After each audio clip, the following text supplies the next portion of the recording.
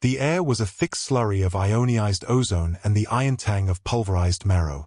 Marco Vance picked his way through the ribcage of a fallen command post, his boots grinding against the brass teeth of spent casings.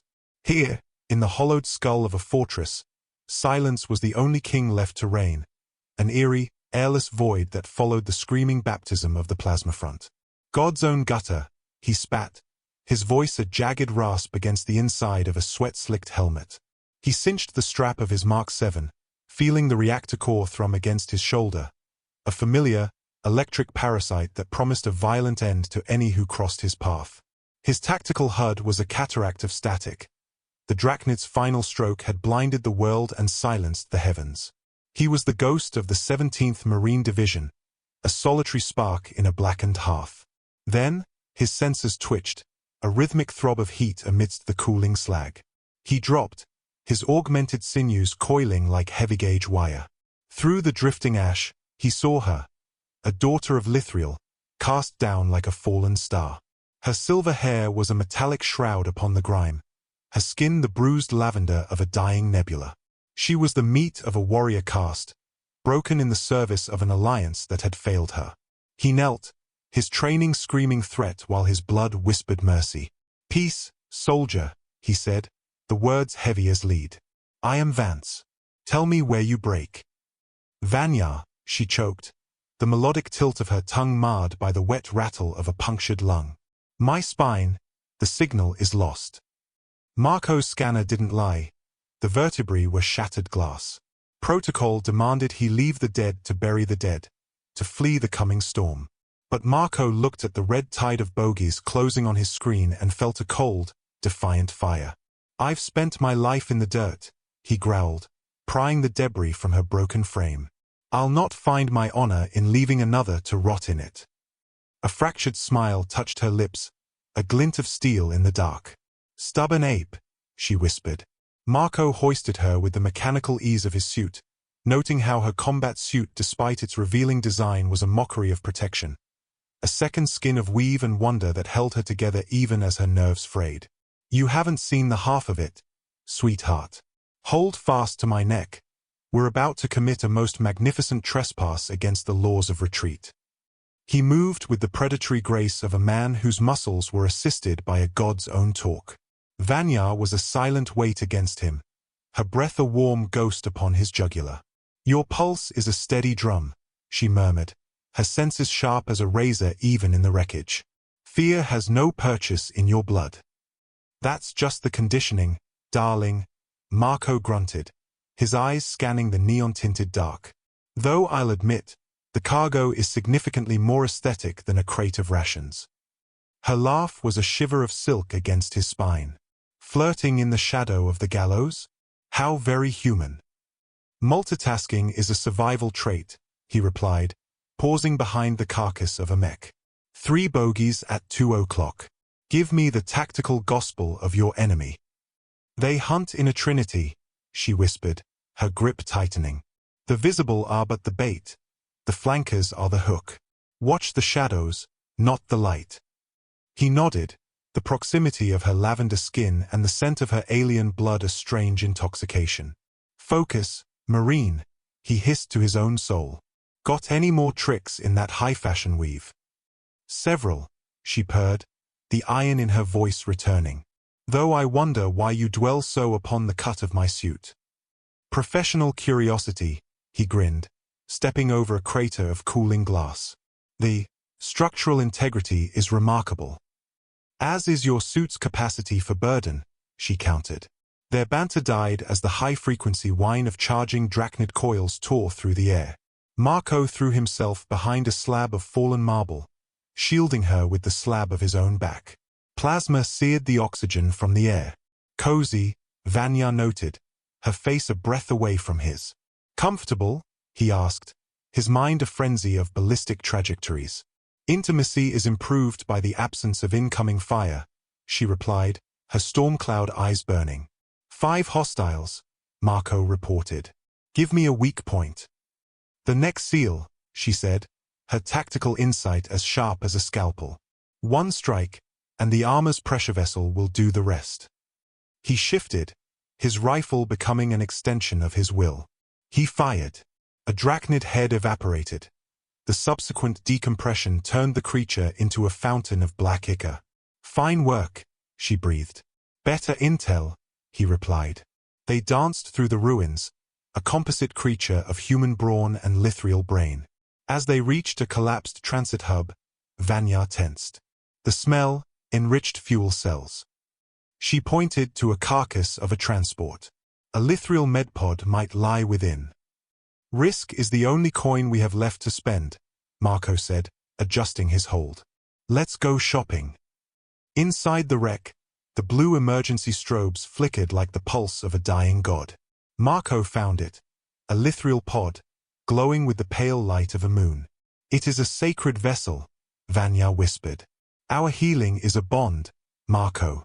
It weaves the patient to the pilot. It is more permanent than your human vows." "How permanent?" he asked, the pod's hum vibrating in his teeth. "A marriage of the marrow," she said, a violet blush staining her cheeks. "It adapts. It evolves. You will not leave this tank as the man who entered."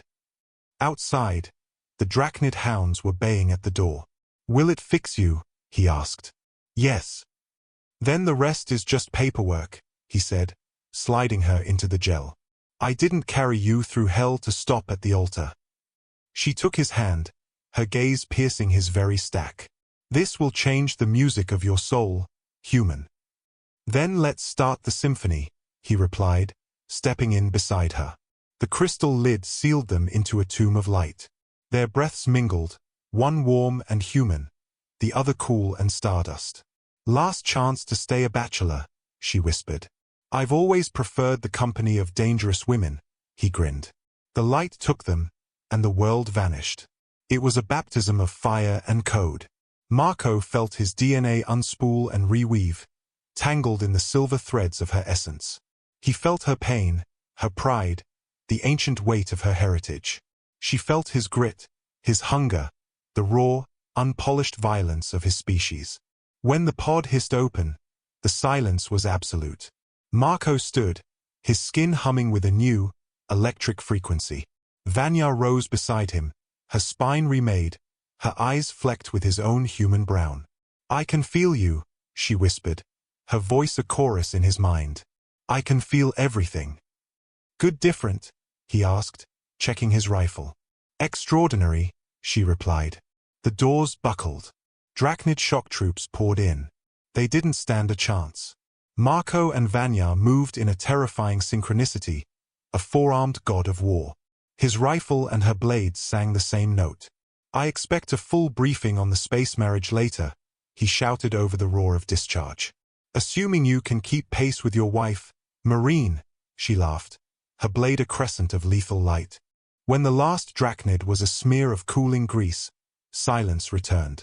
Exhilarating, Vanya panted, her eyes blazing. The bond was a live wire between them, sparking with the residue of the slaughter and the raw, animal heat of survival. The hunger hit them both, a tidal wave of biological imperatives amplified by the pod's resonance. "We should." Marco began, but she was already upon him. "We must," she corrected. The bond magnified every touch into a supernova.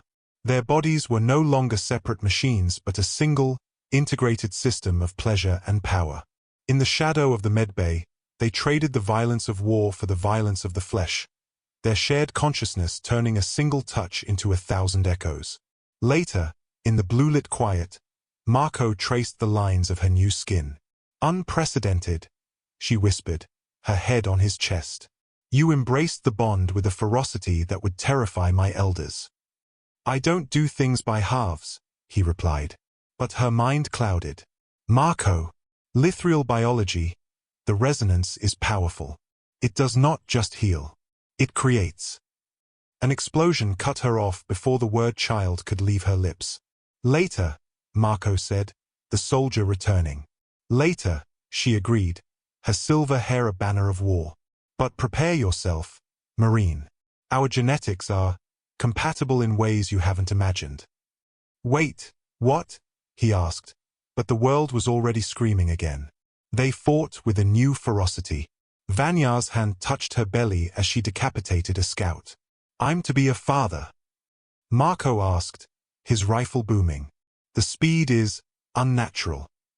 "The pod accelerated the harvest," she shouted back. "We are in the territory of miracles now." They fought toward the bunker, a 3-kilometer gauntlet of fire. "Most honeymoons involve less heavy ordnance," Marco quipped, his mind afire with the new life he could sense growing within her. "Are you disappointed?" she teased. "Hardly. It's the most honest wedding I've ever attended." An image flashed in his mind, unbidden. A child with storm-cloud eyes and a human heart. "That's what you see?" he asked. "That is what is," she replied.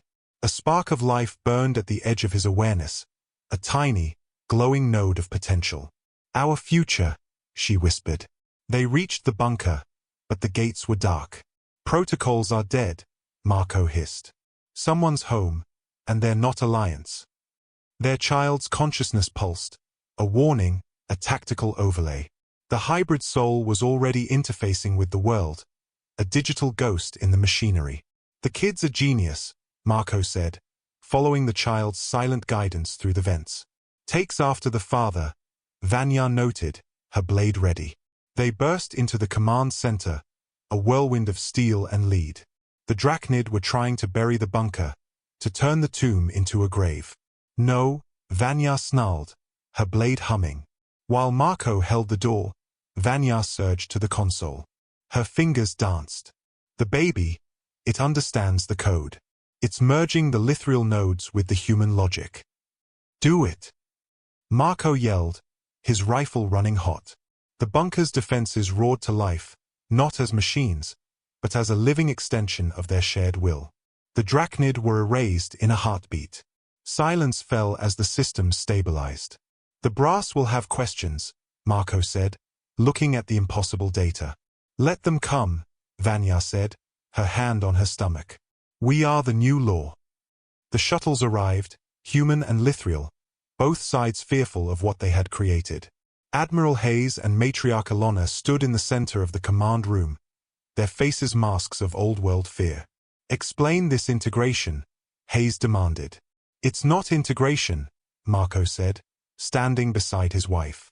"It's evolution." Another assault began, but their son, still in the womb, simply reached out and turned the Drachnid's own weapons into scrap. The officials watched in paralyzed awe. "He sees the harmony," Vanya explained. "He is the bridge." The Drachnid fled, not from the fire, but from the realization that their war was obsolete. The sector was silent. "Still think we're incompatible?" Marco asked. The matriarch bowed her head. "It is a miracle. A bridge of bone and spirit." 3 months later, the Unity Center hummed with the song of a new age. Marco paced the halls of the maternity ward, his combat boots replaced by the quiet step of a man waiting for his heart to be born. "Peace, Marco," Vanya's voice echoed in his mind. "The warrior is safe." The birth was a symphony. Human medicine and Lythriel mysticism merged, guided by the child himself. The room glowed with a soft, bioluminescent light as the two worlds became one. Athana was born, a boy of lavender skin and brown hair, his eyes a map of 2 galaxies. He reached out, his tiny hand instinctively touching the med display, smoothing the code. "He won't have to fight," Vanya whispered. "He will build." "I didn't plan for this," Marco said, looking at his family. "The dirt and the chrome, it was all I knew." "The best things are never planned, Marine," Vanya smiled, her mind a warm embrace. They sat together, a family of the new meridian, watching the sun rise on a world that was no longer divided. The meat and the chrome were one.